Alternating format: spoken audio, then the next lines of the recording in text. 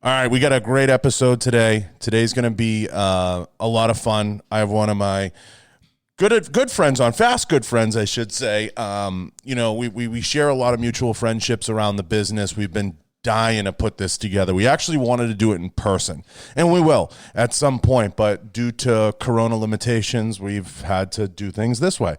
So this is going to be a lot of fun. I want to first take a minute, like I always do, to thank the sponsors. I want to thank Kenzies Optics, Riton Optics, all the different brands out there that support the show. Crossbreed Holsters, missing somebody, 221B Tactical. And I want to take a minute to give a shout out to all the ammo suppliers out there, including some of Sean's really good sponsors today, B&T, Vortex, and of course Federal.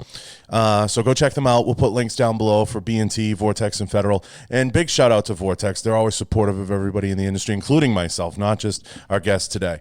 But today's going to be a lot of fun. We're going to talk a little bit about the industry. We're going to talk a little bit about probably politics, or at least around politics, some things going on. Probably a little Corona, maybe some toilet paper. Maybe, who knows? We'll get into some of the things that we both like, dislike, see out there in the marketplace, and maybe even call out a few brands along the way. Who knows? But I got one of my good friends, fast good friends, has become good friends, and I'm excited. I'm just fucking pumped to have the one and only Sean Burrows. What's going on? Hey, thanks for having me, John. This has been something we've. I feel like we've had like 5 episodes. We just decided to record this one because every time we talk, we get on the phone, we just get going. Like, man, we should have recorded. No, listen, I'm pumped. Did I miss anybody in the beginning before we dive into it? Did I miss anything? Man, I'll tell you, I got, if there's anyone that I really want to shout out in addition to the Atlas Gunworks, they've really stepped up, and they're working with Alicia and I and putting together a couple of great competition pistols for our 3-gun season. They make they make the best double stack 1911s for competition out there. And they work with our good friend Joe Farwell, as you know. He's had him on a couple of times. Literally the best damn double stack 1911 pistol. He gets so mad at me because I call him Joey, and he hates that, and I get it, but it's too hard for me not to. It's too tempting. Joe, I'm sorry, but I'm doing my best. I razz Joe all the time. The first time I was on the radio with Joe, it was some local ESPN sports channel for the Rock Castle Shooting Center, right. Just before the Vortex Shooter Source 2 years ago. And they were interviewing several of us. At the time, we were all part of the British Shotgun Shooting Team. And as a joke, Josh Tarrant and I introduced Joe as the newest up-and-coming junior shooter member, Joe Farwell. He's not anywhere close to a junior shooter, but it was purely a joke. So, I mean, it was funny because we had to pick him up from, he literally thought he was flying into DFW, but he flew into not DFW. And so we were waiting for him at the airport. We picked up the rental car, and he said, "I'm at gate 4 or whatever." And like, "We're at gate 4. You're not there. Where are you?" Right. He had to Uber to some taco stand in the middle of nowhere. We met him. He's fun. He's a funny cat when he wants to be. I really like him, and I screw up all the time by saying that, and I know it pisses him off. It's like, it's one of those things. But I want to dive. It's a good pissed off though. He's a good buddy to joke around with. He gives good jokes. He takes good jokes. I mean, he's lost me in outhouses. Like, so it's the 3-gun life. That's what we do to each other. We met when I was co-instructing a course he took. Now, granted, kind of like calling him a junior shooter. He doesn't. I don't want to say like doesn't need to take a course, but I was there RSO and overseeing some stuff with Tony, because Tony just has so many guys on the range during that course that, it's just keeping an eye on bodies, and he's taken it. We got a chance to spend a lot of time together because it was a week-long intensive. It was almost like a SWAT level training. So it was super long week, 120 degrees. So you kind of bond really quickly. You get cohesive real fast when you're doing stuff like that. So it was a lot of fun spending time with him. It was a Leo training op. So, just such a good time getting a chance to spend time with him. But I want to. We could spend all day on Joe. Joe, we love you. We could spend all day. The first 10 minutes were dedicated to Joe. And the reason Sean and I wanted to take special thanks to a lot of the companies out there, just so everybody knows, is our side of the industry, as you all know, is getting slammed right now with orders, and gun shop owners are scrambling to make as much money as they can because they're essentially making their year. So a lot of these companies, a lot of these FFLs, a lot of these people, I just want to give a shout out to all of them. Everybody's trying to make it work and trying to make it happen, whether it's by appointment and all things in between. So the companies are super helpful. Everybody who's trying to keep their doors open to get these guys making some money. And we appreciate you. We appreciate all you do, for sure. Alicia and I volunteered at our local FFL in downtown Salt Lake City to help him get as much done as possible. You should volunteer for half a case of ammo. It's better than money.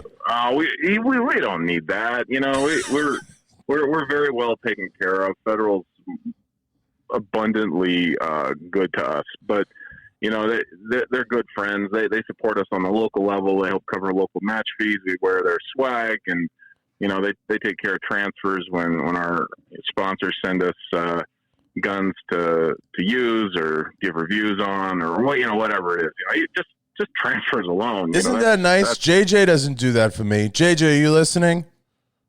You hit? No, I'm kidding. I don't know. JJ just charges me the state. Sorry, JJ. I made a mistake. Well, from what I understand, JJ's passing that on over to Marco and Junior. So maybe they'll hook you up now. Listen to me, and listen good to everybody out there, including you, Sean. JJ hasn't set foot in that store in probably 2 years. So anyone who thought JJ was running it the last 2 years is out of their mind. I think JJ will still have a hand in it in some way. It's just it'll be just different. I mean, he's kind of like an absentee owner in there anyway, and he knows it. Even at the shot show range day, JJ came by the B&T bay, and he was trying out some of the B&T toys, and he'd never shot one before, and he was just overjoyed, and he said, "No way, how much?" You know, he's saying JJ. I said, "JJ, you got 3 on your shop wall. What do you mean, how much?" Yeah, he doesn't know. No, yeah, he doesn't know. You know, he's funny like that. It's JJ's the best, but there's, you know, if one of my best friends, Tony Sentman out Real World Tactical, is an organizational disaster at times, and I love Tony. Everyone knows how close we are. JJ's times 10. He's to the 10th power. And without his wife, it would be far worse. Now, we're giving a lot of industry inside baseball here, but let's back up to come forward. Sean, tell everyone listening, because you and I are like cackling hens. We could go on for days. Tell everybody listening, you know, how you got to this point and kind of a little bit of your journey so everyone gets a little bit of education on you. Yeah, so I'm an entrepreneur. I'm a family man. My wife and I found ourselves in the competitive shooting world because we like to shoot, but we were bored going to a local shooting range and shooting at static paper, and we just sort of fell into it at a certain point about 4 years ago.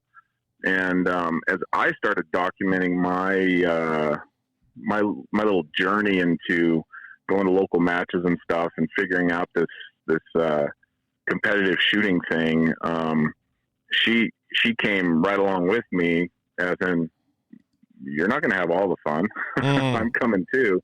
And it wasn't this whole like, how'd you get into shooting? I learned from my husband, sort of thing, you know, like I grew up in Alaska around guns, but she grew up in California, but her dad was in the military, right? It wasn't, we both, kind of went on this journey together, and, she was right there with me. Albeit, she had to take, about a year furlough as, she was expecting our fourth and final child. So, I dove face first into 3-gun, and somewhere in there, as I was documenting my journey, HK reached out to me and asked me to join their shooting team and represent their brand, which at the time seemed really premature. I own a digital marketing agency, so I can't like Instagram and Facebook things poorly. Right. It's just not in me. Storytelling and documenting stuff along those lines. I oversee that with my team, doing it for clients all day long. So they liked how I was doing it, and I was a bit of an HK fanboy at the time anyway, so it was very natural. But when they offered, I didn't quite get it because I already had the gear, I already had the pistols and the rifles, and I was already shooting 3-gun with HK stuff. So it was kind of like, well, I guess you can sponsor me, but what's in it for me? Because I already paid full price for your stuff. Right. Mm-hmm. And so, we worked things out, and it wound up being a good relationship for a number of years until we outgrew each other. Nothing bad, malicious, or otherwise. It was just it was time to move on. And Alicia came aboard when she recovered from bringing new life into the world, and she found herself on the team as well. And we shot together under the red H and K letters for a while, and along with that came other company support. That was probably the biggest benefit was that the credibility that bought, and the shoe into the industry that brought us meeting other wonderful people in the industry, and with that came Safariland. Shane Ruiz has been an instrumental anchor of a relationship. Ruben, and all the people over, and Jimmy and Amax over at Vortex, all those people. I don't think there's I joke now, like I'm in search for a person at Vortex that I don't get along with, that I don't like. Like I'm trying to find someone to hate at Vortex because everyone over there is like family. They're they're the best people. Like all of them. I think the only time you hate them is when they agree too much with you. Like you'd be like, hey, you should really do this. And you're like, motherfucker, just one time disagree with me. Like you want the battle once in a while. But like there's so, I say it all the time, it's where they're going.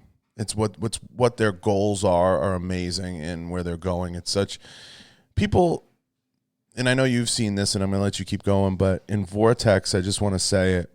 A lot of people ask, and I know they've probably asked you, why do you push them or why do you suggest them or whatever, and you have the same answer as I do. It's not about, because when they started, I've been outspoken about it, even with some of their guys on the show, or talking to some of their guys.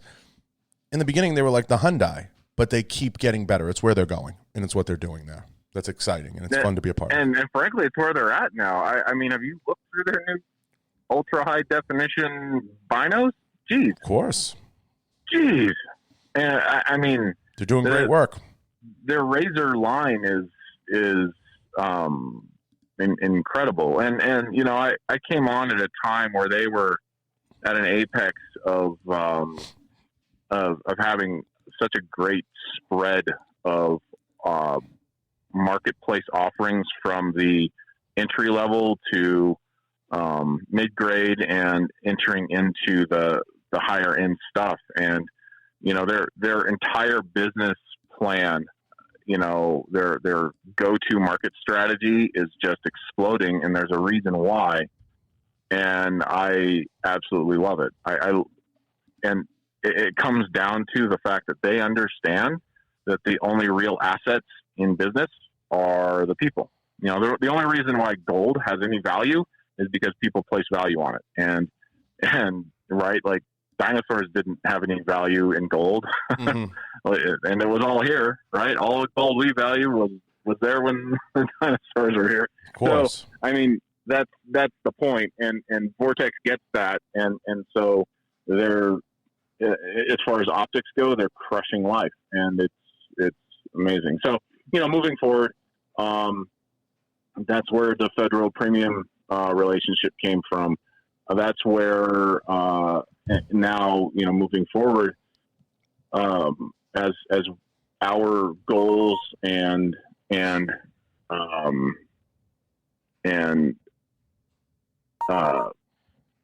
direction in the competitive shooting world have progressed. Moving into 2019, 2020, last August, we made the move over to working with B&T, and shortly thereafter Atlas Gunworks, and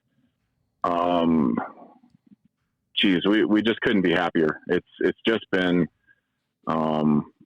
incredible working with the people and the companies, and it's all about the relationships and the partnerships to me, right? Like there's no money in the sponsored shooter world. This is about a magnified hobby. I have a day job. Like I said, I'm an entrepreneur. I own a couple businesses. I have a digital marketing agency. My wife is a digital content and office manager for a company here in Salt Lake. We got 4 kids. We've got our lifestyle sustaining income producing activities, but it also, in that we have this second almost career because of the relationships. Hell, I have more friends than I did in high school, and I wasn't some introverted Dungeons and Dragons playing kid either. Like I was pretty social, and it's just a lot of fun. It's an activity we can do together. It's something we can do with our kids. It's traveling, seeing people, and that emphasis on personal improvement, something to get up, a reason to stay fit. I mean, I could go on, but the reality is, the competitive shooting sports are, for me, they started out as being something that gives me a reason to practice being proficient with firearms under some sort of pressure that's not, I might run into a bad guy someday.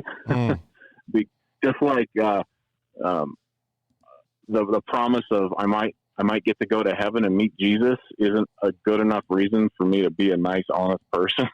Like there needs to be a more immediate reason for that. And for me, there's something to being a good, honest person. I prefer that life. I prefer how it makes me feel from day to day. I prefer the results that come from living a life that way. And so the same reason in the competitive shooting world, I like the friends that it makes me. I like the relationships that I have. I like the skills that I get a little bit better at every single day. When I go out and compete, I'm not trying to beat Joe Farewell. I'm trying to beat me from last year at that same match. I'm trying to beat me from the previous weekend at that local match, whatever it may be. Now, it's kind of a wild journey, and you brought up a bunch of things there. I want to go all the way back. Now, H&K, obviously, it's not a pro team. I think they categorize it as like a, as almost like a, like you said, you outgrew social it. Media person recently put in the masthead of their social media accounts H&K's amateur shooting team. Yeah, they call it an amateur shooting team, which is just fantastic marketing. Yeah. If you ask the actual marketing professional side of me, how I perceive, but I'm no longer a part of that group. So my opinion on that is just an outsider looking.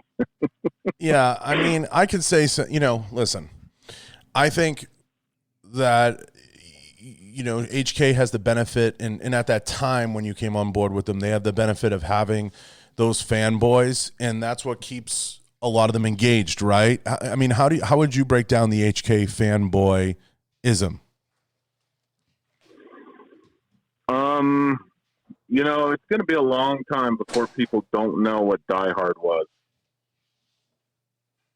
So, in that category, there's a long time yet before that that value ceases to exist in the marketplace.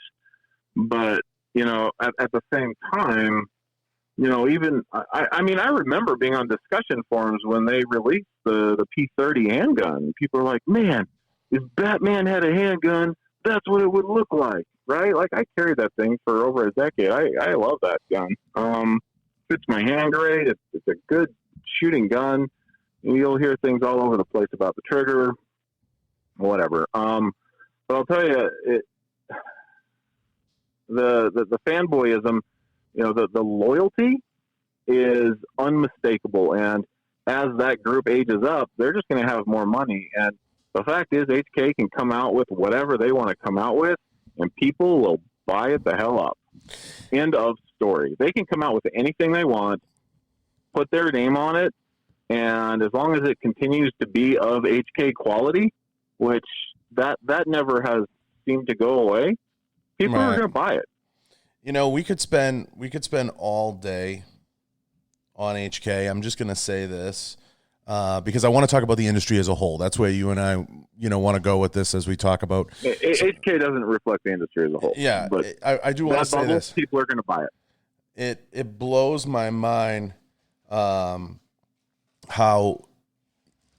they outsource their media. It's just always a mind blower to me. That they outsource their media.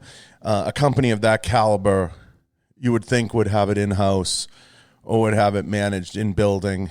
It's been a bit of a boondoggle. Not to say it's been bad or good or whatever you want to call it. Yes and no. I mean, they're not big. They're not as big as they appear to be. They've always been a really elite, almost boutique group of high-end engineers with, a small marketing department, a small accounting department, a small QA department, and they pull together and they bid on contracts, and that's always been their primary business model. And as their consumer side has grown, they've grown and shrunk, in certain departments as markets have, fluctuated, but they're really not as big as people think.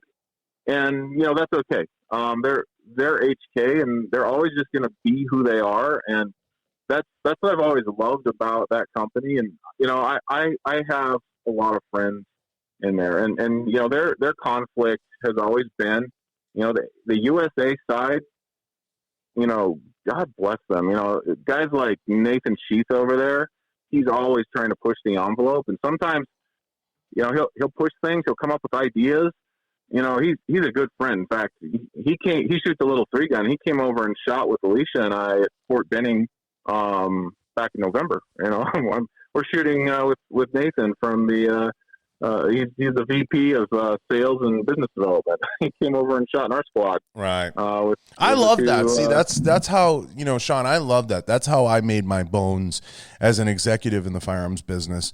I was one of the few guys that was actually out there training, doing it, living it. I mean, after I got out of the academy, I made a concerted effort to actually participate in a lot of the things that at the time when I was a marketing director, CEO, people weren't doing. They weren't getting out there, and mixing it up. I took a lot of pride in that. And I think that's important. And that's what keeps your connection to the street, so to speak, in my opinion. Right. And I got to say, everyone on the U.S. side of things are doing their damnedest to bring stuff to market. And, sometimes Germany just says no. And that's just it. And sometimes, most of the time, the German government says no to Germany, who has to say no to the USA. And they're trying to do more, and they are doing more with the U.S. factories. But, I'll say this about them. The more I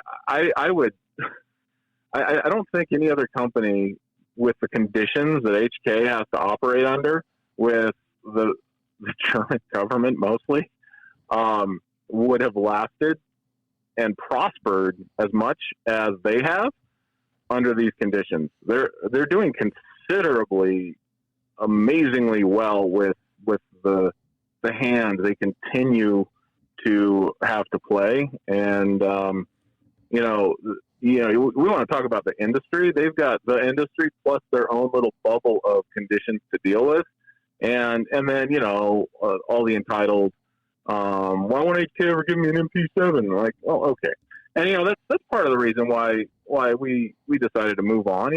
I got exhausted. Like, I couldn't be an apologist for the brand anymore. As much as I love the brand, people have asked me if I sold all my HK stuff. Hell no. Like, in fact, I got a couple more HK things coming my way that, I purchased as a consumer because I want them, because I'm still an HK fanboy. But, the fact is, as a competitor, I need to be able to perform on a certain level and do certain things that, an elite, niche, European combat arms producing company just doesn't do. And that's fine. They do a few things really well, and that's great. Now, you talked about outgrowing it. I think I want to first, before we get into everything else, because there's so much we're going to talk about.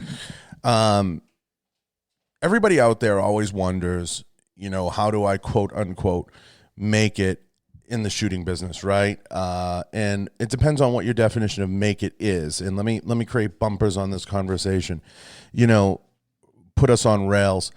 Making it is what your definition of making it is, right? Some guys out there just want to get their gear free.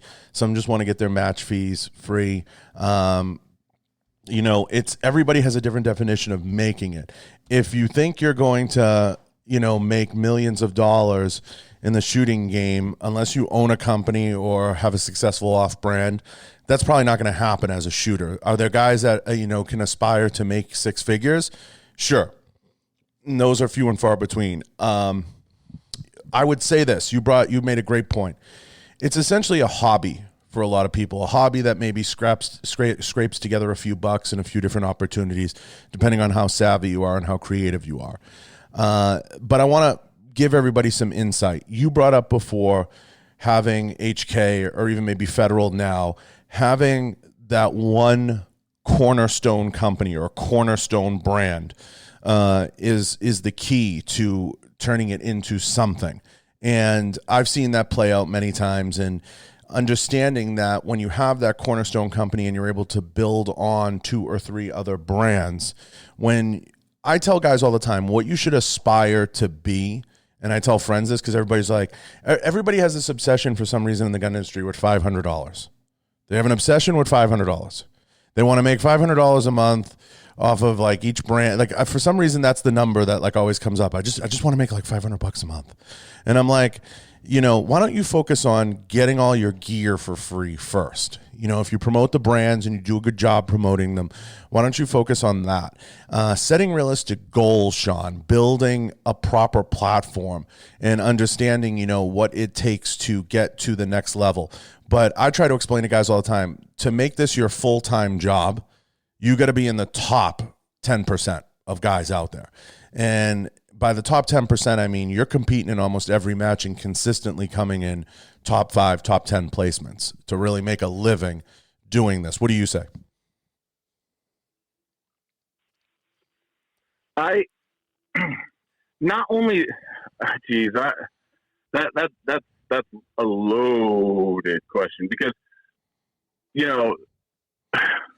we'll get to the people that are making money that are bullshitting people.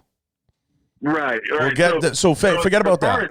Performing, I know lots of guys that are finishing in the top 5% consistently and still aren't making a living. But you would agree those guys though. But those guys are bad at marketing themselves too, because we've seen that too, Sean. Right. But it's not from the performance.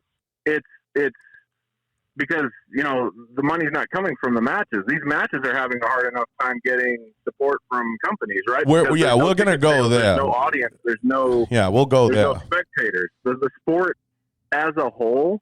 So, but to completely flip the tables on you, that's also what, for me, I love as a sport.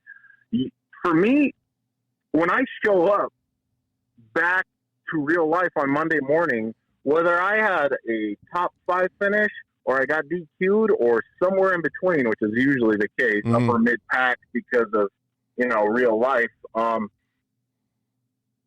Monday morning comes regardless. It is so pure. There's no bling. There's no bullshit. There's no politics. It's just Monday morning comes. That I know guys that work 2-3 jobs and all they want to do is shoot, and they're the best in the world.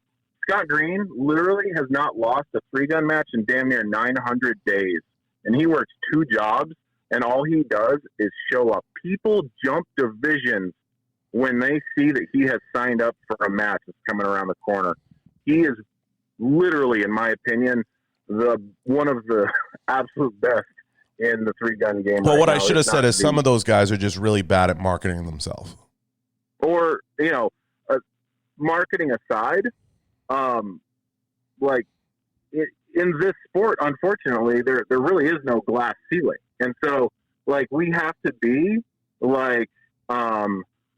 rock bands that build a regional following in order to be able to show up to clubs and know that, you're going to bring so many ticket sales with you in order to be able to demand some sort of payment from, a club, right? I compare it to the music industry where it's at right now, because there is no major record label deal now that's going to put you in limos and make you a millionaire overnight if you can just get discovered. Those days are over too. And that's why it's about setting the expectation. I think at the very least, if you want to get hot and heavy, a guy shows up to you and says, what should my goal be? I want to be a quote unquote sponsored shooter. I suggest to a lot of them, you should aspire to want to at least get your gear free, get your ammo. If you can get to that point and you're putting that money back in your pocket that you would normally be spending on it, you're batting 1,000, in my opinion, if you can get to that point. And, we've seen this. I've seen this in the fitness industry. You have a lot of guys who compete on stage, who win a ton of stuff in fitness, and they make very little money. I think it was Phil Heath in his last year winning Mr. Olympia. He didn't even have a supplement contract because, like you said, it's about audience. It's about, being able to sell tickets. It's about being able to get to that place. If you can build a following too, which we haven't seen a pro shooter come onto the scene. I don't think there's a pro shooter with 1 million followers besides Taran. No, I don't think Taran's got there yet. He might be close.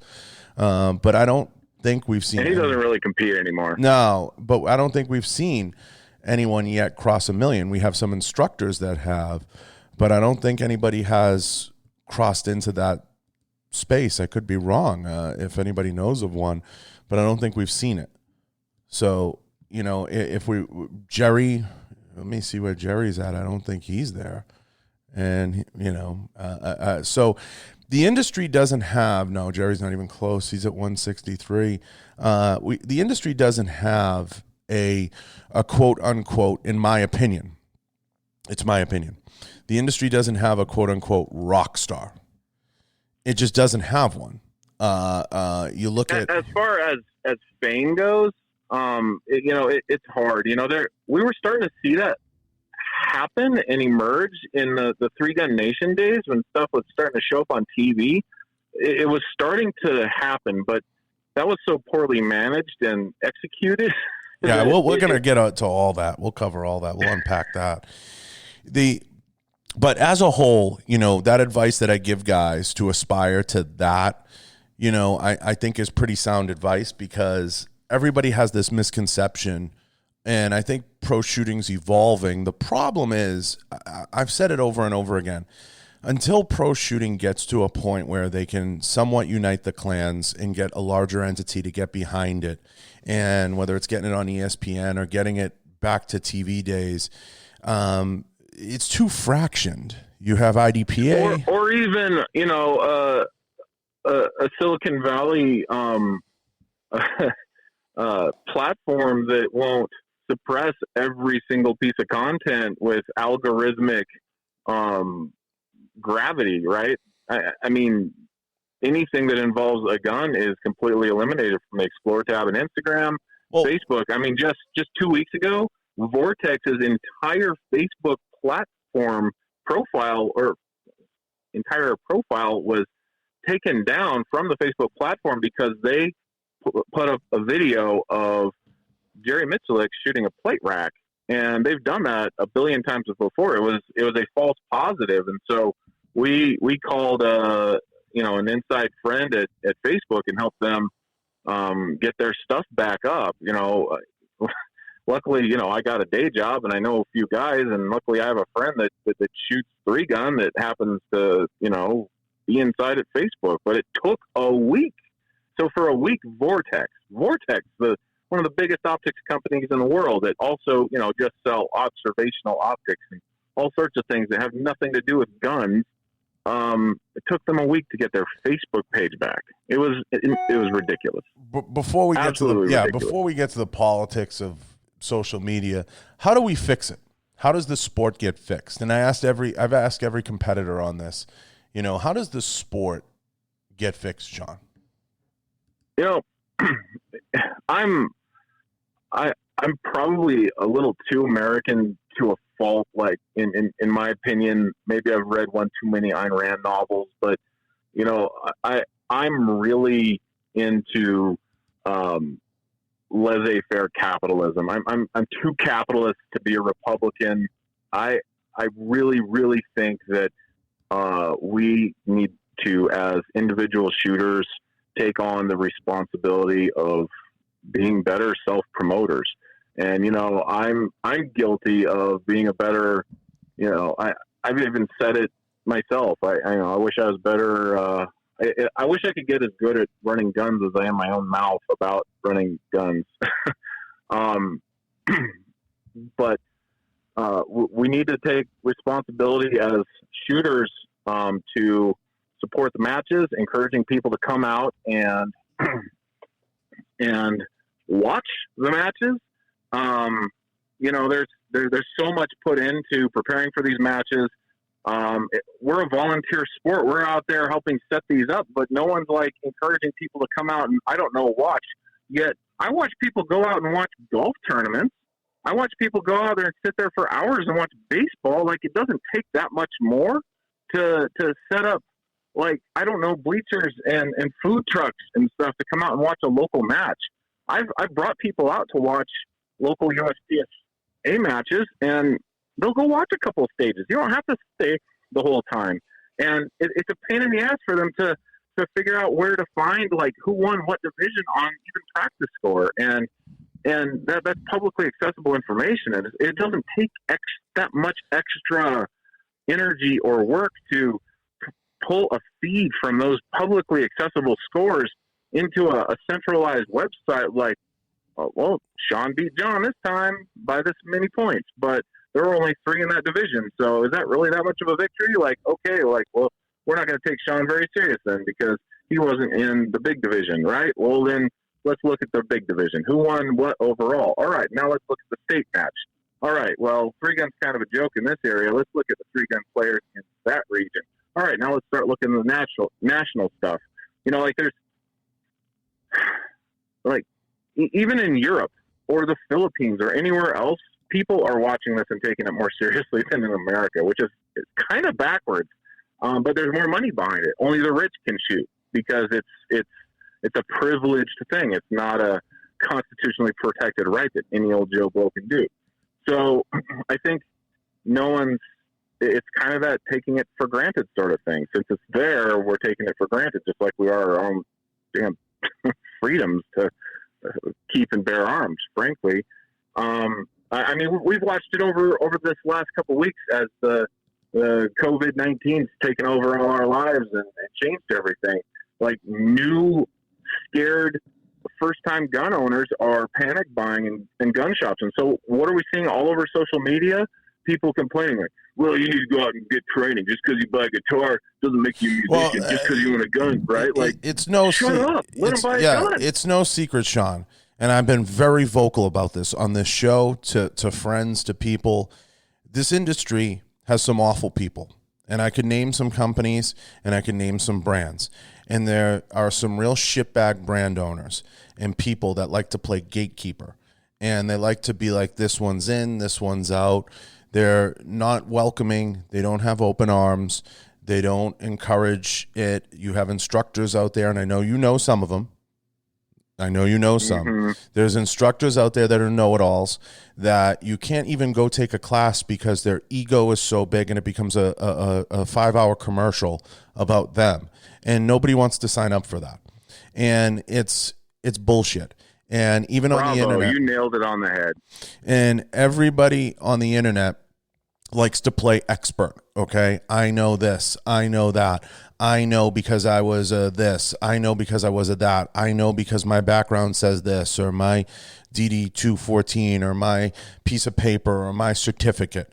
Let me tell you, I'm going to tell everybody out there, and I'm going to state a fact.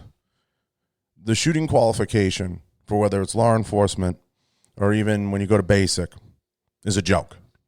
Okay, so anyone who tries to say I'm an expert because I did that needs to shut the fuck up, because it's not the case. Okay, that's why the best shooters in the world get contracted to go and teach and instruct at many of these different law enforcement or military places. And that's why many friends we know get contracted to go do that. So please, all the people, all the couch potatoes, the Al Bundys that say 5 years ago I was this and I was that, need to shut the fuck up or compete. Not only that, but like, I mean, the rants on social media, like, hey, you need to get medical training. That's just as important. Like, these people just got their first, like, Ruger, see the whatever, problem, right? but the problem is, I don't even have medical. I guess I'm not qualified to have a gun. The problem is, Sean, it's a dick measuring contest, and that's what the shooting industry has been for a very long time. And it's plagued the industry. This is a time period where people are supposed to be moving forward, where people are supposed to be excelling, where people are supposed to be achieving, people are supposed to be growing, people are supposed to be getting to the next level, people are supposed to be, as an industry as a whole, we're supposed to be progressing. And I had this talk with Jerry Michalik, and I've had this talk. You have a lot of companies out there, you have a lot of brands, and they don't take a personal responsibility, just like you're putting the personal responsibility on the shooter to develop themselves further. And I agree with that. I actually wholeheartedly agree with that. It's the free market, right? There's no free lunch. You know, do I think the top guys are entitled to, some grace? You know, you have, the Max Michels, you have these people that win, endless amounts of matches and are at the top of the bill in terms of the brands they work with and how they structure their operation. Yeah, I mean, of course, the cream's always going to get to the top. But at the same time, I think this industry, because of social media, is flooded. But it's our own fault. See, that's why I loved when I started the podcast and I started doing audio and I started incorporating that, because come on the show, have a conversation. If you're so great, if you know everything, if you know all things, well, come on the show and talk about it. Because at the end of the day, that's what I'm trying to do with my platform. I'm not even trying to position myself as one of the best. Like, I have more followers than most of my friends that, mop the floor with me on the scoreboard, so to speak. Problem is there's no scoreboard. But whenever somebody asks for my advice, I'll give it. I'll tell them what gear I use, and then they'll ask me, like, hey, how do I get faster? I'll take them to whatever point, and then I'll tell them where I learned it from, and then I'll say, hey, if you think I'm good, you need to go follow my buddy Josh Tarrant, Jake Latola, Scott Green, whomever. Like, who are those guys? Mm-hmm. Like, they're the good ones. Go follow them. You know who Jake Latola is? Because he's a regular dude that works at 3M, and he wins damn near everything he touches. You know who Tucker Schmidt is? Nope. Well, go follow him, because he's kicking ass right now, and he's just a regular guy. He's a he's a contractor, and he shoots like a bat out of hell. You know who Josh Tarrant is? He's an engineer, and he's a top 5, top 10 TAC ops finisher, and he's a badass with a shotgun, right? Like, these are regular family dudes with careers, and they dry fire for 15 minutes in the morning, half hour at night. They travel a lot for work, and then they show up to a match, and they kick everybody's ass. Those are the guys I like anyway. Like, full-time dudes, cool. But, like, people that want to get into the sports but also have real lives, like, go follow those guys. And they're also going on Instagram and YouTube and Facebook and giving advice and answering questions on social media as much as they possibly can. And they're sponsored. Like, to me, those are my heroes too. Like, and they also happen to be my friends, and some of them are my teammates. And like, I do my best to help them, get better at self-promoting and all that. And I do my damnedest to like point people in their direction as well. So the problem with the sport will always be that failure to understand we have to stop being exclusive. We have to be inclusive. We have to stop trying to one up everybody. And look, egos and things like that will always exist. I get that. And I know you do too. And people will always have them. But the reality is, we have to understand, especially in this time with the corona and everything going on, and we have a lot of new gun buyers coming into the market. And those are guys that have dollars in their pocket. I said it to somebody one time that had a lot of hate built up in them. And the person I'm probably talking about. Actually, you definitely know the person I'm talking about. I said, but doesn't that person have money to go take a course? Couldn't that person be somebody that supports your mission, your whatever it is that you're doing? Isn't that somebody you'd want as a student? And he goes, well, I want like legit people too. And I'm like, what the fuck is legit? What's legit? Like, maybe I'm confused. Maybe somebody out there listening can tell me in the comments or let me know, what is legit? I don't get it. Isn't our mission to educate people? Isn't our mission to bring more people in? That's what I thought it was. I signed up to protect the Second Amendment, to grow our footprint. I worked for companies. I actually cashed a check in the firearms business, so my goal was to create more customers and develop clients. Maybe people don't have that. Mm-hmm. Yeah, so you actually work in the industry? And listen, I was critical, Sean. I'll say it. I was critical. I made a comment on Twitter one time. I said, somebody brought up, we need to get Dana Loesch to comment on this. I go, Dana Loesch never cashed a paycheck in the firearms business. No offense. I like Dana. I'm not trying to offend anybody. She wrote a book 10 years ago. It wasn't that good. But and I'm not being critical when I say these things. It's not, listen, she's been a great spokesperson and there's a lot of great debaters. But I just don't understand. We create what I call false gods and we anoint them. And I don't understand. I truly don't understand sometimes the mindset of some of these people. Like I just don't understand some of the I'll be critical of the NRA. I have friends there. They appoint these people as like the beacons of the industry. And I'll say it. Corleone Noir went out and did a show and he wins his own show. I mean, it's like everybody has to take their put it on the table and be somebody.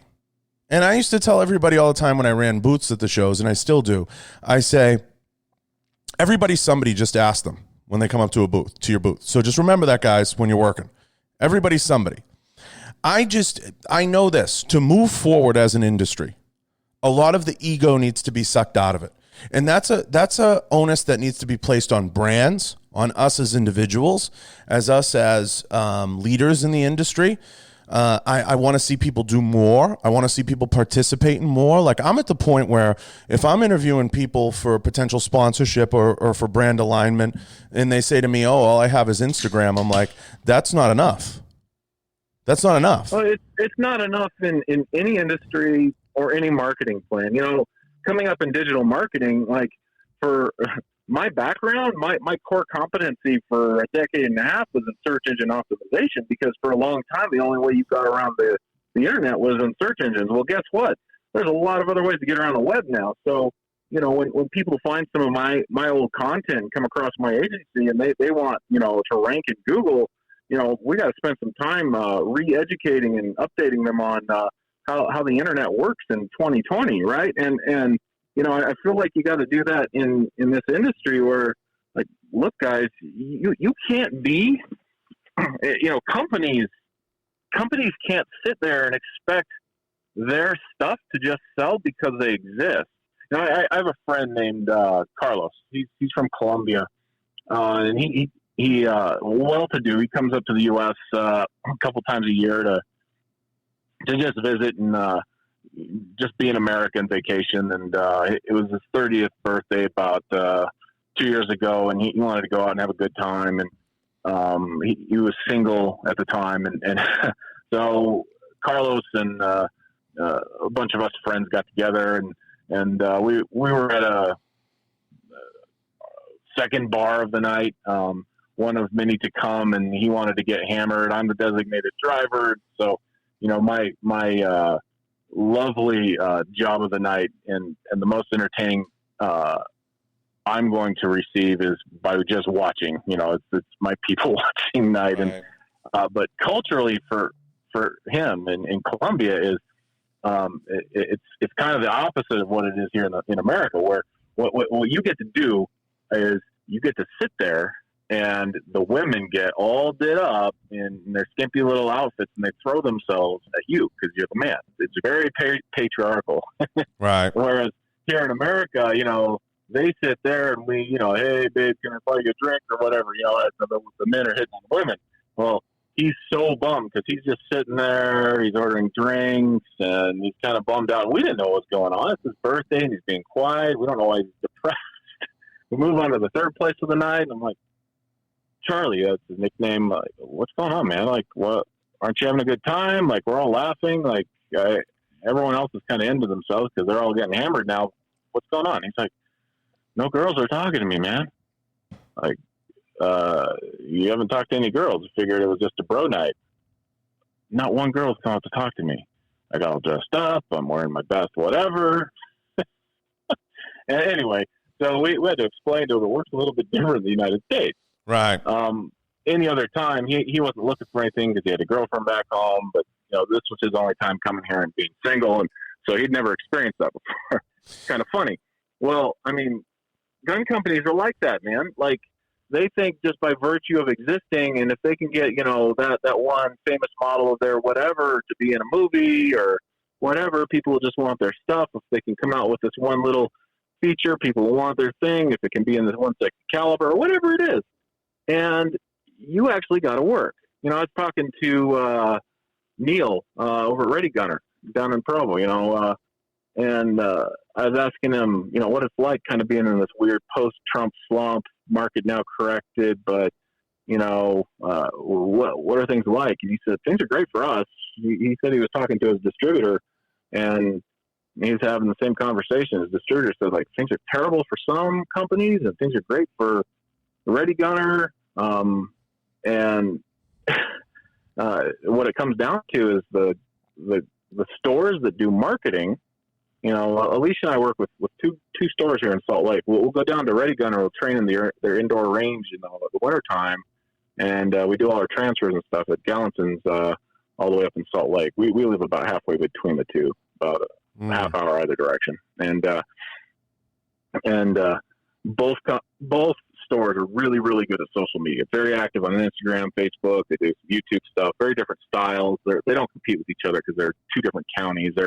So there's no conflict there. But, you know, the stores that just want to just sit there and by virtue of existing, that they can offer transfers and they have guns, and anybody who wants to buy a gun has to go through them. It's not like car insurance, man. Like, even car insurance companies have figured out they have to market. You can't just like sit back and know that if you want to drive a car, you have to buy car insurance. So someone's going to have to buy something from me. No, you have to build a brand. You have to give people a reason to want to buy your stuff. And that ego, that idea of, you know, build a better mousetrap and the world will beat a path to your door. You know, Ralph Waldo Emerson was not a sales or marketing guy. He was an author. He didn't know any better. And you know, some gun companies don't even care about building anything better. They just think they can build something. Gun stores are even worse, right? They won't even stock anything unique. They'll just like, a couple Glocks, a Ruger this, a Smith & Wesson that, and mid to low grade everything, and they think someone will come in and buy their inventory. They won't even try to have anything unique or set themselves apart. A little bit of ammo here and there. They don't try to create an experience. And then, you throw shooters on top of that. Some people think they can just create a profile and print a jersey and not have to actually be able to execute with what's on their belt. Nope. You have to know what you're talking about. People are creating a dangerous premise. It's a weird time. You can't just sit there and look good or think by just existing that you're adding any value. I mean, you might receive something once in a while out of sheer luck, but existing isn't enough. We all exist. That's nothing special.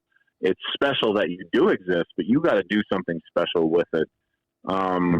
Otherwise you're a waste, and it's bad stewardship really when it comes down to it. It's bad stewardship that you've got this special opportunity of being in America and owning guns, and the fact that you can even have an iPhone and take a selfie is a hell of a blessing in my opinion. And like, go and do something with your time. Go and develop something. Go and put your special twist on it. And then, other shooters don't think that they have anything special to offer when really they're incredibly unique because it's their take on it, right? Like, I don't think I've invented a new reload or a special way of hitting a target, but people resonate with the way I've explained it to them. Maybe, it's that special combination, and other people don't resonate with me, and I'm fine with that. But, I'm doing my best to try to help as many people get into the shooting sports as possible, because I know what it's done for me, and I know it'll work with other people. I had such a fun time at Gallinson's Guns on Saturday. I didn't feel like I was working at all. And my wife and I put in a 12-hour day, sanitizing our hands to hell and back. My hands were so sanitized that I swear they were hungover the next morning. I think it was 10 or 11 people. I had the pleasure of walking through their very first gun purchase. I mean, there was a trans person. There was a hippie dude with his husky that I wasn't sure if he was homeless or not. Helping them still get going on their 4473s and pick something that would meet their needs, and asking them questions. And one guy came in not thinking he was going to spend more than $300, and he wound up walking out with a $1,500 229 Legion, or like, it was just so much fun helping them figure out a caliber that would probably work best, and explaining the difference between single action only and double action, single action, and revolvers. I mean, I was not the people that wanted optics for their new AR. I was not. I was agnostic, like I sold a ton of RMRs, right? Trijicon products. I love Vortex, but for what those people expressed a need in, and RMR was the right choice versus something else. The battery free one. It just, Vortex doesn't make something like that, or it was out of stock, or I was pulling from what I had available to me under the counter, and it just felt so good to, I don't know, like, I guess how some people feel after working on a long day at a soup kitchen or something. I was just helping my buddy Tim get through a long day at a store that had been through, an earthquake. It had been vandalized. People weren't showing up to work at his store because they don't want to get the coronavirus, and people are just trying to buy stuff because they're scared. And I don't know, man, it was an interesting time. I don't think I'll have another experience like that again anytime soon, but it sure felt good. And no one knew who the hell I was, right? I can walk into that gun store any other day of the week and, wow, are you Sean Go Boom? And it's cute. Like, I don't get anything out of that really, but it was nice to just be a dude behind a gun counter and talk to people who know anything about guns and help them, and then give dry fire tips and send them links to YouTube videos on, like, hey, here's some basic safety things. All you need to do is make sure it's unloaded, point your light switch, make sure that front sight's not moving, practice a couple times at night, make sure you store it like this, give them some advice, like, just really get used to it. You don't need to own a lot of guns, just just get used to this one. This is the one you're going to train with. This is the one that you're going to make yours. It's going to become a part of you. And, really encouraging them to train, and you don't need to be fast. You just need to be consistent, and, giving them a few tips. It was such a pleasure. Like, man, like, if we can just get back to that instead of all this extra bullshit, like fake videos, people trying to show off and get extra likes and views and criticizing each other, and like, just get back to the basics and remember what this is kind of all about. Like, I don't know. That's what I hope we get out of this whole coronavirus thing. That's what I hope we get out of this social distancing is. Well, I think manufacturers are going to have to find a new way to work, because the old manufacturer mentality, which is the bulk of the industry, was the person needs to be in here in the physical plant, and it was very structured, and that's how a lot of their brains work. I know, because I work for a lot of them. And restructuring their brain pattern was the biggest struggle, but now they have to do it. They're forced to do it. So they need to rethink what the new normals are. So the new normals are going to shift on them. Now, with that being said, the industry as a whole will always be a cockfight, just because we see it die down and relax when we get into these periods that we're not fighting, a million wars, and the industry's not flooded with everybody and their mother trying to get into the gun business.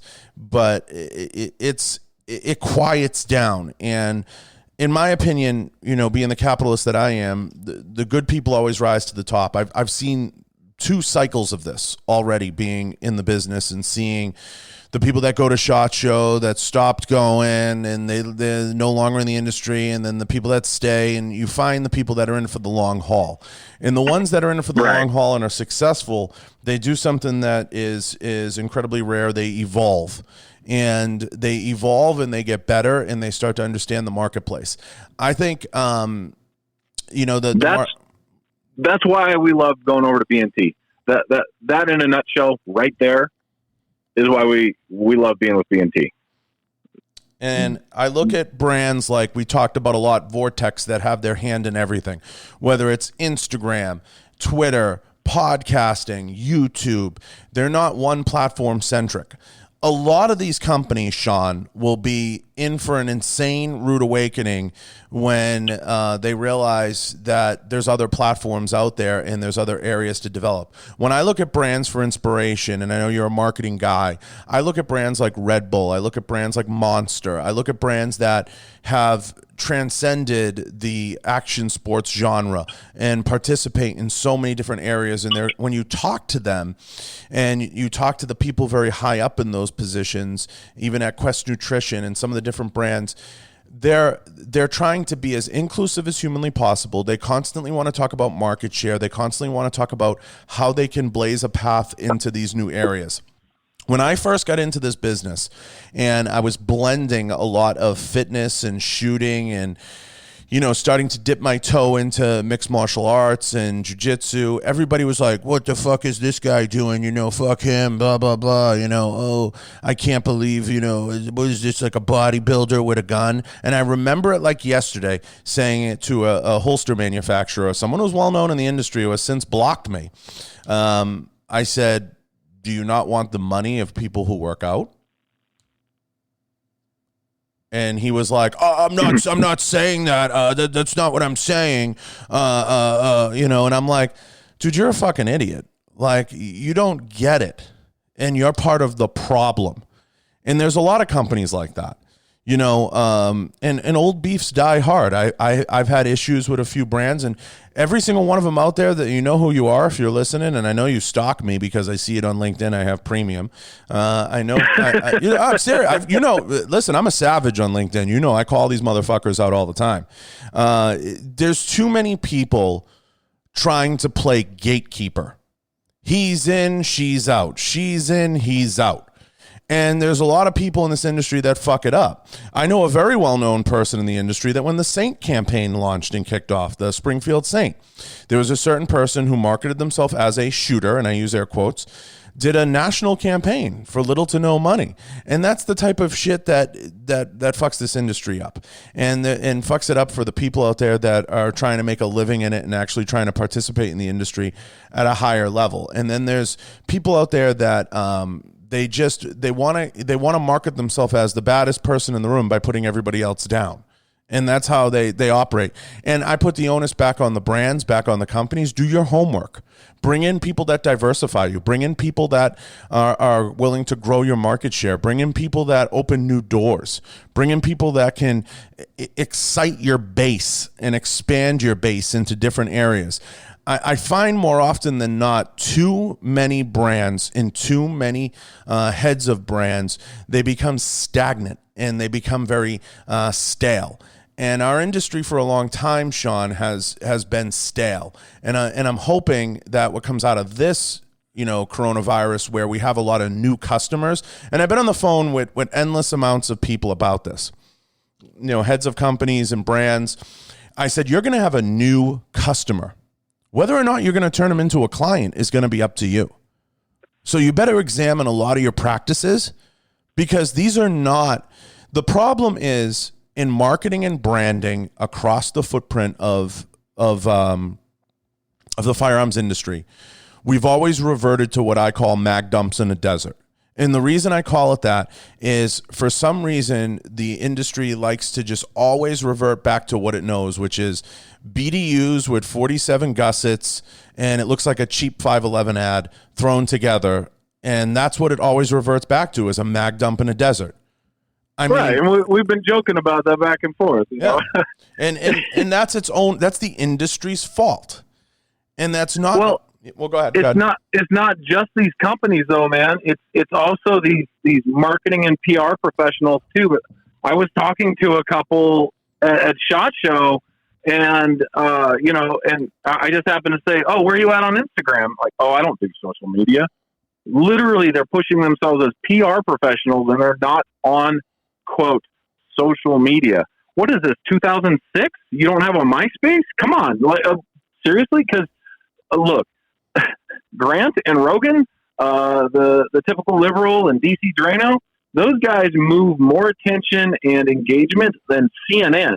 And yet these guys are telling me they don't have social media. Like, attention has shifted. Like, the eyeballs of the public at large are paying attention to the screens in their pockets, not the tube at home while they sit on TV. Like, those days are over. You look at okay, so you brought up Rogan. Rogan has 5 million people that watch a fucking YouTube that he puts up, and he gets 50,000 downloads a day. A majority of Americans probably agree with a lot of his stances on things, and he's a simple guy. He's a pro 2A guy. He's essentially pro-choice with an asterisk.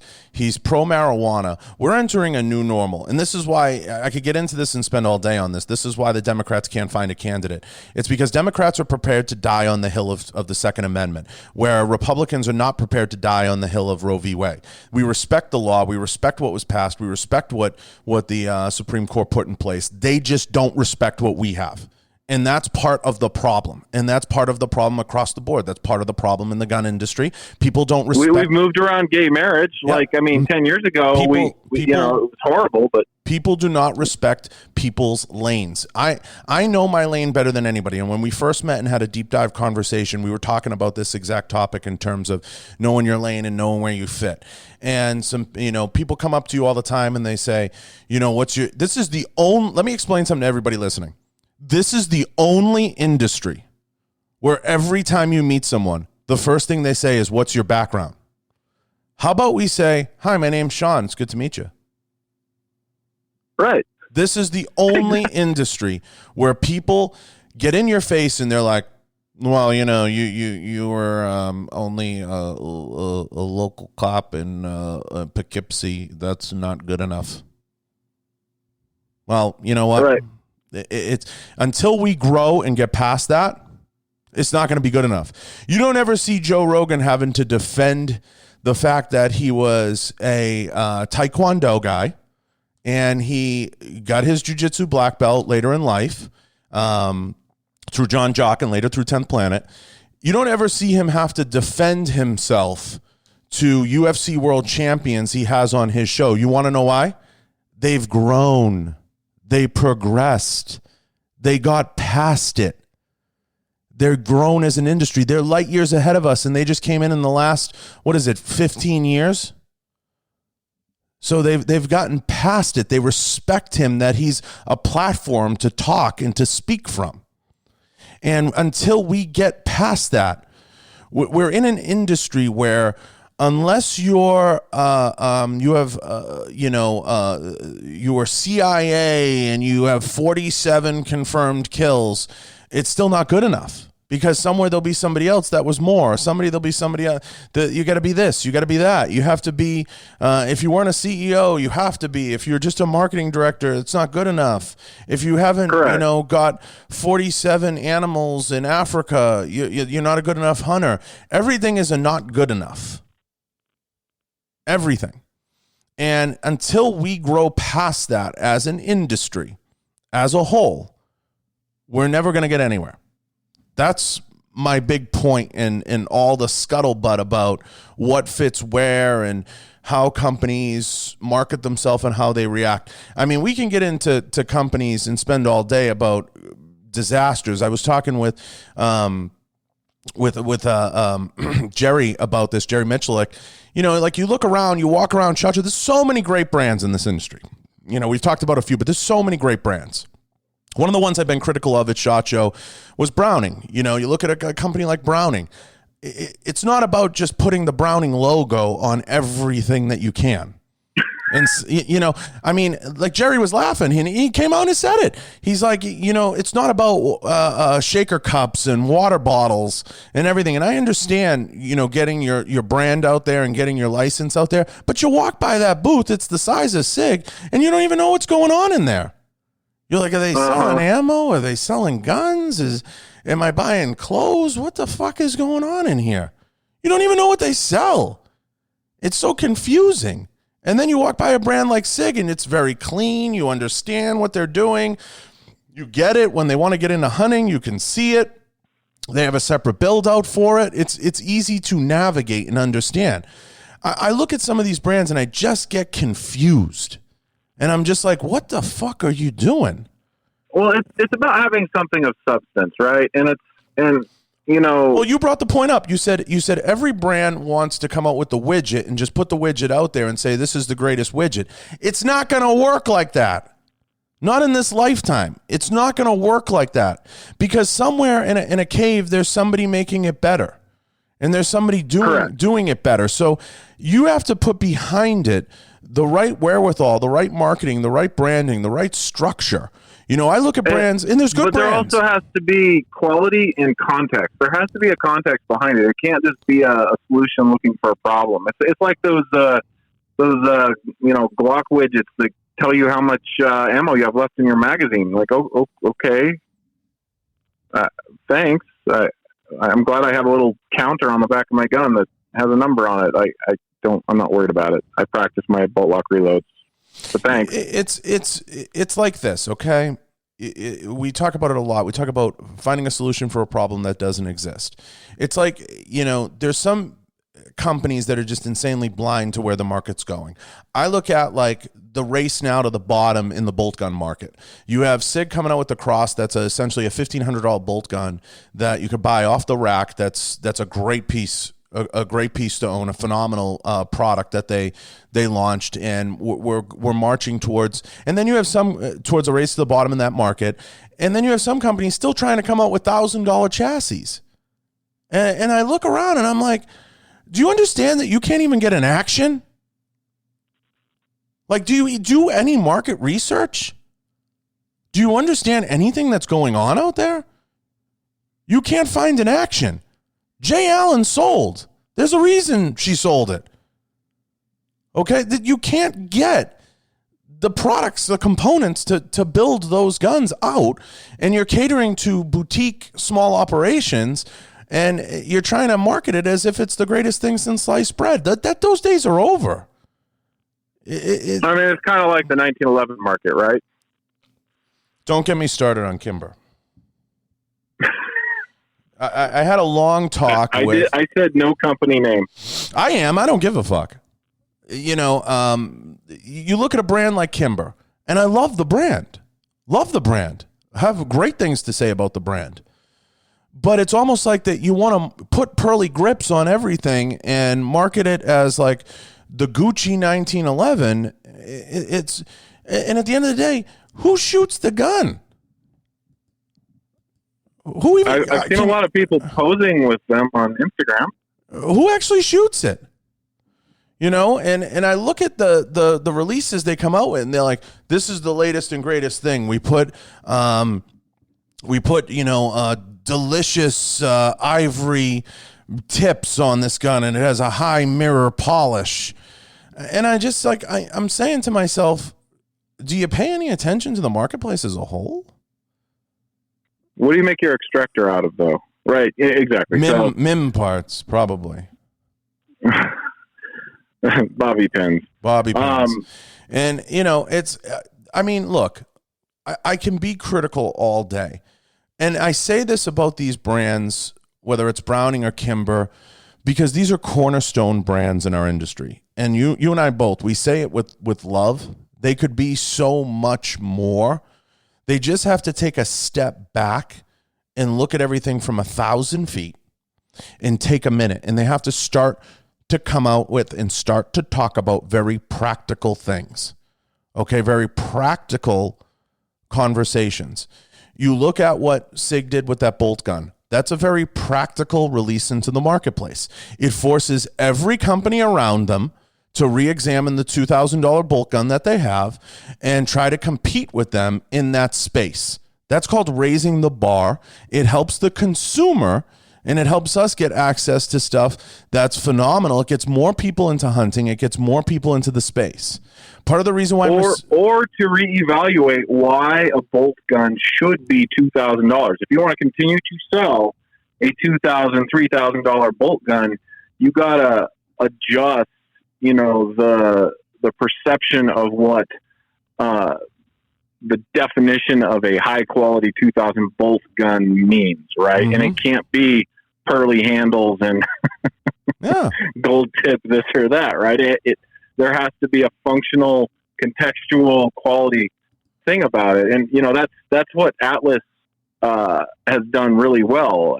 Adam Nielsen over there is incredibly detail oriented, and not only the detail he's put into the design and purpose behind each model of gun he's developed, but also the means of production so he can actually get these out faster than 18 months. Some of these custom double stack 1911 guns that companies you order from, you put $1,000 down and you'll get your gun in 18 months, and then the remaining $7,000 is due.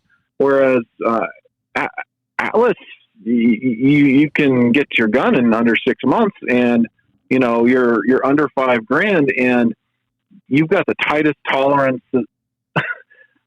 perfect return to zero, best performing race gun for that division that it was built for out there. And then it may take a little longer if you want a few additional aesthetic garnishes here and there, depending on what your order is, but they make sure it fits you. And I mean, Alicia and I have gone through this fitting process, trigger length, magazine release. Alicia's got a different spring tension and a heavier mag well because she has a less robust grip, given that she's, literally half my size.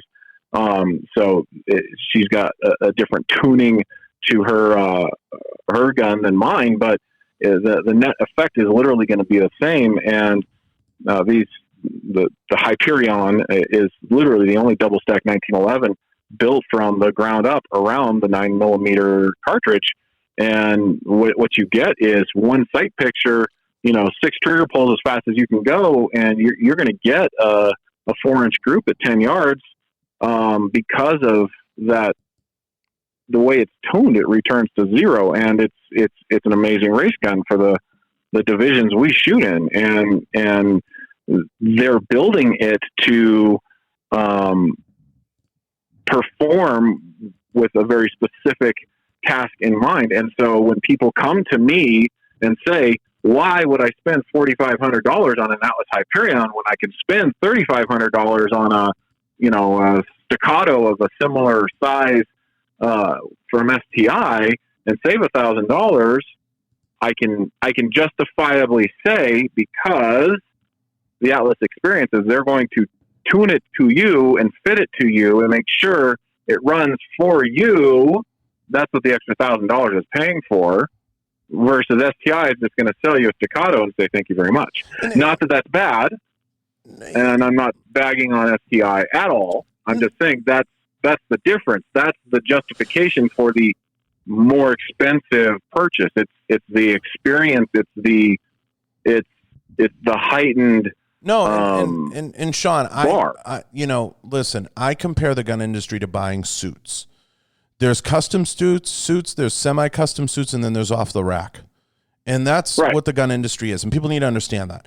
The guys buying insanely custom stuff, by and large, are competitors or people that are gun industry insiders. Like, we're jaded. And then there's the people that really understand what they want to get out of a firearm. Like, when people ask me, the age-old question is, what should I buy, right? And you get a lot of that now. And I say, buy the gun you can shoot the most accurately, right, and effectively, and conceal. So the simple questions coming off of that are, what's your budget and what are you trying to do with it? If it's a nightstand gun, maybe you want something noisy. Maybe you want something that's going to scare people away. Maybe you want something that's going to have great terminal ballistics. Maybe it's something like that that's just going to go bang. If it's something you're going to conceal carry, maybe you want something that you can. So there's a lot of questions. There's layers in there. If you're a guy who's going on, $20,000-$30,000 tagged hunts, then you're going to look at companies like a Gunworks. You're going to look at companies out there that are going to do insanely custom work for you, and you graduate to those levels. So you're not going to come out and run your first competition and run an Akai or even an STI or even a Tanfo. You'd be. If I showed up with my first competition, I had one of those, everyone would be like, what the hell are you doing, and what does that mean? So it's not a bad thing, but at the same time, you have to learn the game. And there's ways to learn the game, and then there's ways to learn the game. So I try to explain to people all the time, you have to understand what you're using it for, what you're doing with it, what the end result is. It's always mission specific is the term we would use on the tactical side. What's the mission, and what are we trying to accomplish with it? So figuring that out, what your or mission. In the suit world, dress for the occasion, right? Mm-hmm. Like you don't show up to garden in an Armani. Right. Exactly. So, we could spend all day on the industry and all day talking, about these wormholes. I want to ask you one, because we've gone 90 minutes. I want to ask one last question. Can we really? Yeah, we could go on and on. We're going to have to do it again. That's basically one of our normal phone conversations. We'll have to do a part 2 on this. But I want to ask you, with the corona, I want to touch on this. We have an insane amount of new shooters, new gun owners, new participants in the firearms industry. I just want to say, I'm going to say one thing, and then I want you to make your point. I just hope we don't fuck it up. How do we not? Well, I'm hoping that a lot of these self-proclaimed gun-toting Christians act like they proclaim to say they are. Maybe that's the way. But, regardless of self-aggrandizing proclamations, I'll say this. Remember where you started. Because me, I got a post prepared to go out.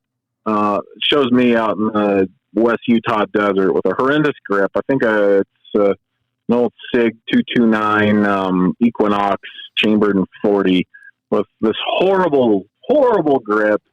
Just a chubby 25-year-old me, trying to, enjoy myself shooting. I was making way more money than I should have made, and I was into guns, and I was trying to figure things out, but I wasn't trying to be good or anything, but I considered myself a gun guy, and I encouraged people, and I tried to get friends to go shooting with me, and I just didn't know, I didn't know anything, right? Yeah, especially compared to now. And you know, the way some people I know and you know would look at, you know, that version of me would be incredibly degrading and, I guess, down in a downward fashion, almost a discouraging sort of way. And, you know, that this post is designed to kind of call attention to that. And, you know, I've even recorded a couple of rants that'll probably never see the light of day due to length and language, but around the subject, just trying to formulate my thoughts. I record a lot of stuff just to try to figure out where I stand on things and how I want to say stuff. But I'll tell you what it really comes down to is we've all been kind of beaten down. People are going to start losing their houses. They're going to start trading in their BMWs for Hondas. They're going to start probably looking for ways to make money online. The economic impact is going to be the most devastating part of this Corona thing. Some people are going to start losing people that they love. You know, we just had our first death from coronavirus here in Utah over the weekend. Now, this flu season, winter 19 and 20, we've lost 6 people from flu. 2 of them were children. I was looking up the stats last night. 1 from coronavirus so far. China's already started exporting things again, where they resumed flights to China. They shut down all their satellite hospital beds. You know, life's getting back to normal. But they've been dealing with this stuff since December, right? November. November was a long time ago. You know, that if we got 6 months of this stuff before we're coming out of it like China is, and they've asked us to just hunker down for 2 weeks, we got a longer road ahead of us than any of us really want to believe. And so if we've got to be socially isolated and people are scared and people are buying guns, people haven't even started to be scared yet, in my opinion. I'm optimistic, and I think with the progress we're making with vaccines that we could possibly be out of this and back to at least semi-normal in 45 days, under 60. But, you know, thinking worst case scenario, we could all just do better to be our best, most empathetic selves with everybody around us in general. And just think about where you were when you started getting into this and be really honest with yourself as to just how much you just sucked with that gun, how much you actually just didn't know, and how far uprange you really were. Because I guarantee you, we're not anywhere near your target. And then be honest about where you are right now compared to where you want to be as a shooter. And be intellectually honest with the fact that you're probably not anywhere close to where you want to be. And then, start focusing on yourself. I know that sounds funny. Don't worry about other people. All right? Put in 10 minutes a day. You know, I tell the students that I work with online that do little Skype lessons here and there. That's all I have time for anymore. I used to teach private students a couple times a week, but I don't have time for that anymore. But when I work with, you know, private Skype students, you know, just put in 5 minutes a day. Touch your gun for 5 minutes, 10 minutes. If you touch your gun for 10 minutes and do, you know, draws, reloads, whatever that dry fire piece is, you know, 10 minutes a day for 6 days is way more valuable than 1 hour once a week. As far as building muscle memory, this is the old working professional drummer in me coming out. You know, I spent a lot of my life learning and relearning, building neural pathways, what some would refer to as muscle memory. It's really, you know, just building up those subconscious habits so you don't have to consciously think about everything you're doing. One thing that I do to remind myself about how far I've come is start doing things that you're proficient at. Weak hand, weak shoulder with your rifle, weak hand with your pistol. Remind yourself, but start focusing on yourself. Go get a Ben Stoker book and work on those drills. Work on, find some drills online. I'm not even going to list instructors. Like, just find one you resonate with. Just go online, cruise YouTube, find some drills, find something that's hard. Last winter, there was one static drill. I'm more about movement, dynamic drills, but there was one static stand and deliver drill that I just couldn't wrap my brain around executing the way I wanted to. It's called the crisscross drill. I got out of Ben Stoker's Skills and Drills book, and I spent 60 days on it. I dry fired that thing every day for just 10 minutes, in addition to all my other dry fire. And I was shooting it at USPSA Grandmaster level after 60 days. Because I just couldn't handle the fact that I couldn't wrap my brain around it, because it involved all these basic skills that I thought I had down pat. And it really helped me focus on something rather than when you focus on your details, you stop worrying about other people's stuff. I guess that's the point, to get out of the weeds. And then it also helps keep you at least sufficiently humble to where you can recognize that people are just trying. People are just trying. Even the ones with egos. Like, I don't mind people that try. I just can't stand the people with egos. Like, people with egos are just people that are insecure and they're trying to cover it up. So get over your own ego of not being able to stand people with egos. Like, I'm in marketing. Like, I don't care if someone has an ego. I just want them to buy my client's stuff. I want them to give up their money and buy stuff. So, like, as far as egos go, like, I put together a campaign for a client, and we were looking at the numbers, and the creative for the final e-commerce checkout process was the ugliest, worst color scheme combination out of all the ones we tested. And my internal graphics guy just lost it. He hated it. He hated that's what we were going with. But the numbers said this is what works the best. I mean, by 15% better than any other combination. And so that's what we were going with. It was a no-brainer because that's what people resonated with and were buying the most stuff. And so we got over it and we were doing it, but he literally threw a fit. And, as the weekend came in and the week came to a close, and I told him, like, dude, this isn't about art. This is about selling stuff. This is their product. They're paying us to make that happen. We accomplished the job.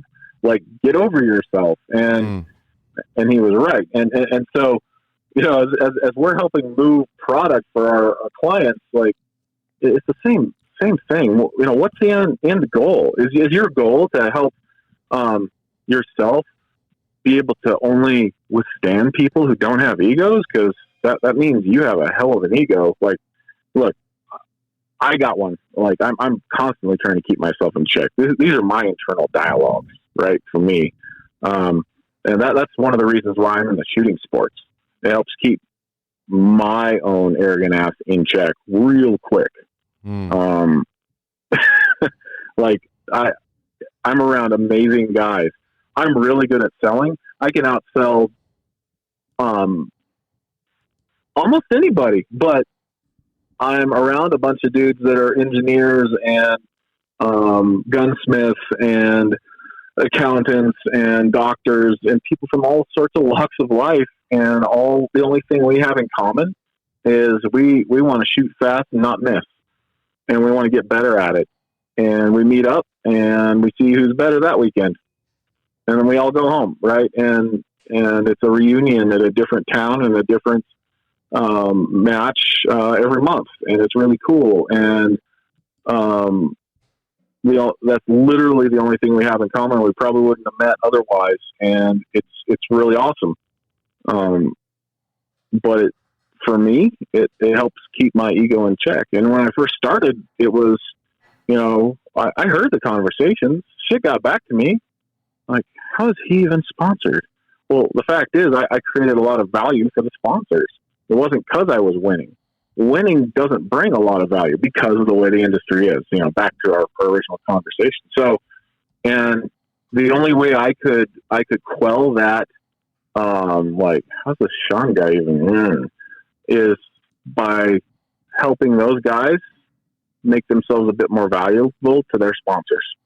And it helped me make friends real quick and build understanding and build bridges. And in return, these friends helped me become a better shooter, right? It's about building bridges, man. It's about building relationships. It's about making friends. It's about creating value.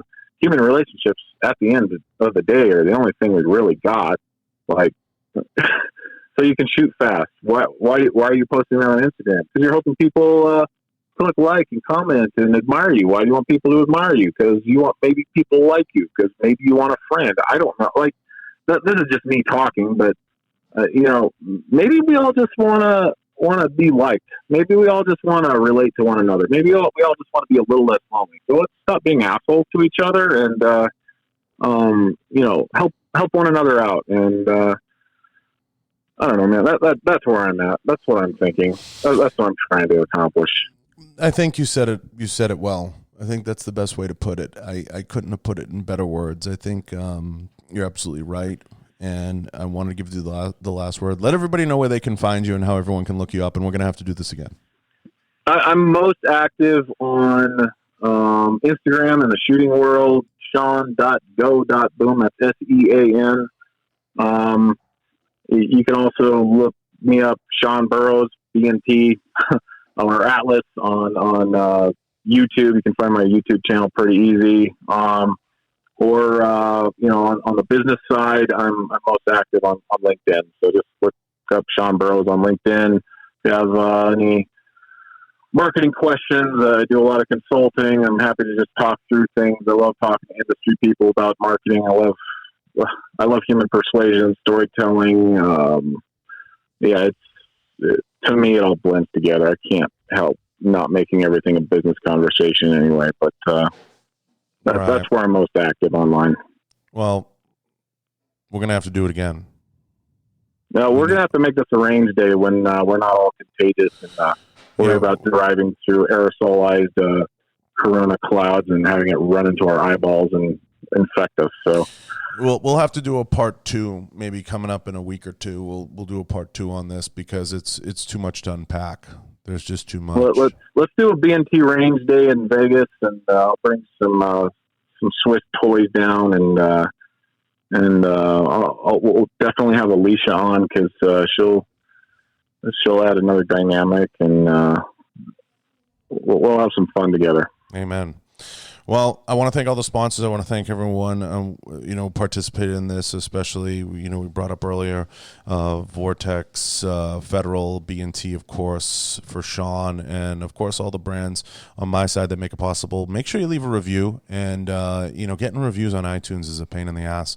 Make sure you go leave a review, and don't hesitate to let us know what you think of the episode, and, do me a favor. Seriously, it's not that hard. If you're listening to this on your iTunes, just go leave them a review. Seriously. Yeah, for some reason, reviews are a tough chase. I need help getting them, so I appreciate everyone that does it. Just leave 5 stars and say, I like John. That alone will help his podcast. I appreciate it. It goes a long way, and to anyone that can share and push it out there to a larger audience, by all means, that's appreciated too. It goes a long way. Sean and I are going to do this again. It's give us a week to kind of dust it off, and we're going to get into some of the companies and businesses and things we like, don't like, and we can spend 2 days talking about marketing. But I appreciate everyone. I appreciate Sean giving me the time, and can't thank him enough. And we're going to be out.